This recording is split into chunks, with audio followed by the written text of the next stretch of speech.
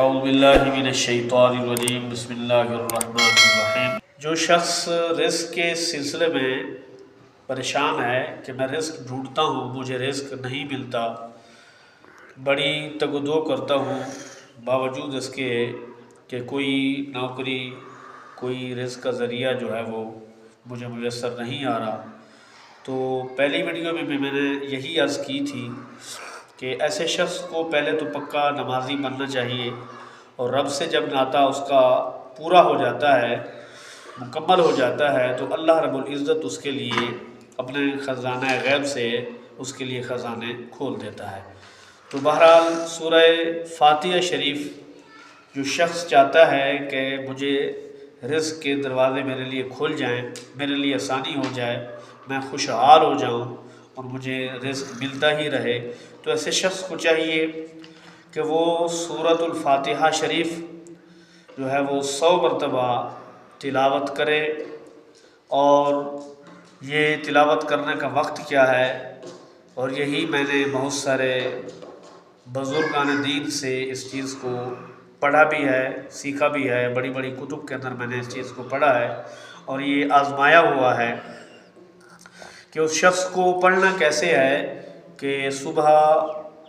جب نماز فجر کے لیے وہ اٹھتا ہے، نماز فجر کی تیاری کرتا ہے،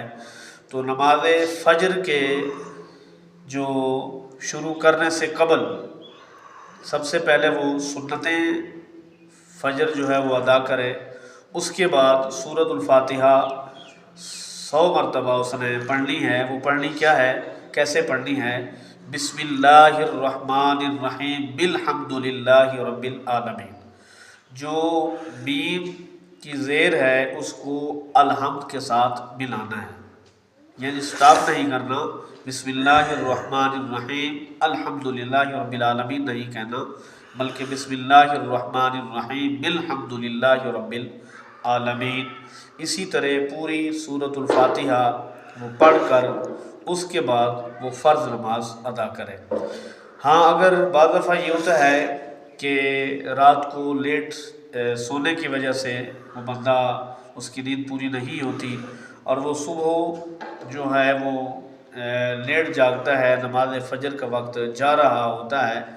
اب ایسے شخص کو چاہیے کہ وہ پہلے اس نماز فجر کو ادا کر لے،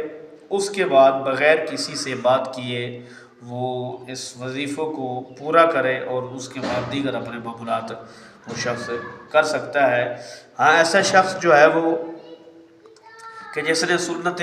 فجر ادا کر لی ہیں اور وہ دیکھ رہا ہے کہ نماز فجر کا وقت جا رہا ہے اور سب سے پہلے کہ مجھے نماز فجر ادا کرنی ہے، تو اگر وہ درمیان میں وہ وظیفہ یہ آدھا بھی کر لے اور آدھا جو ہے وہ فرض نماز کے بعد بھی کر لے تو کوئی بات نہیں ہے، بغیر کسی سے گفتگو کیے، تو چند ہی دنوں میں جب تک وہ محنت کرے گا اس وظیفے کو ہمیشگی کے ساتھ پڑھتا رہے گا، تو انشاءاللہ عنقریب اللہ اس کے لیے اپنے خزانہ غیب سے